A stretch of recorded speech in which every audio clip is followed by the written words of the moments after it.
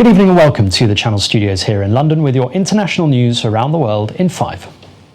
The United States has registered a record 60,000 new coronavirus cases, and plans to reopen several states have been paused or reversed. The steady increase in infections comes amid criticism for US President Donald Trump's decision to withdraw from the World Health Organization. Joe Biden tweeted, "Americans are safer when America is engaged in strengthening global health.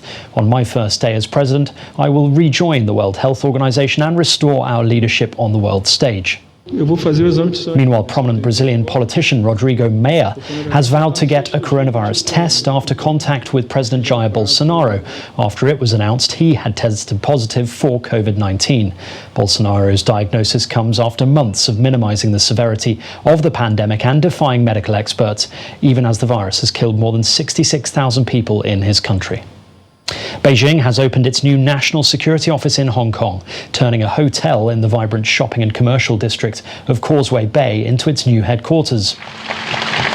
The office will oversee the Hong Kong government's enforcement of Beijing's national security legislation that will punish acts of secession, subversion, terrorism and collusions with foreign forces with up to life in prison. There was a heavy police presence outside the new headquarters that restricted residents and foreign media from observing the ceremony. Meanwhile, a landslide has buried 9 people in China's Hebei province after some of the heaviest rain in decades brought floods that have killed more than 100 people so far. This footage shows rescue personnel digging through debris and collapsed houses around the disaster site. In the past week, rainfall in many regions has reached the highest levels for this time of year since 1961, with rainfall in some places 2 to 3 times higher than normal. That's according to the Chinese Meteorological Administration. Russia and China have cast vetoes to block the UN Security Council from extending its approval of aid deliveries to Syria from Turkey for a year. The more than 6-year-long operation is currently authorized until Friday, so another draft resolution could still be put forward. The remaining 13 members of the Council voted in favor of the draft resolution on Tuesday, with the UN warning that the lives of Syrian civilians depends on the cross-border access. Senegal's famed memorial slave island, Gori, has changed the name of its Europe Square, which will now be known as the Freedom and Human Dignity Square. The change comes in response to the global anti-racist movement, inspired by the death of George Floyd in the US. Lying off the Senegalese capital, Dakar, Gori Island was a transit point over several centuries for enslaved Africans being shipped to the Americas. UNESCO designated it a World Heritage Site in 1978. The British sprinter Bianca Williams has received an apology from London's police after she and her partner were pulled over in their car in a stop and search. Wait, he didn't do anything! Williams has said she believes officers racially profiled her and her partner, Ricardo dos Santos, a Portuguese international 400-metre runner, because they are black and were driving a Mercedes. Officers have visited Williams to apologise for the distress caused by the stop. The force has also launched a review on its handcuffing practices. My senior officer I didn't say this, but she said, "I'm sorry to Ms. Williams for the distress it has clearly caused her." And I say that too.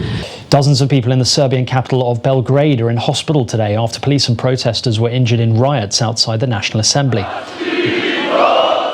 The protests began peacefully and included students and families, angered by a decision to reimpose a weekend curfew because of the rise of coronavirus cases.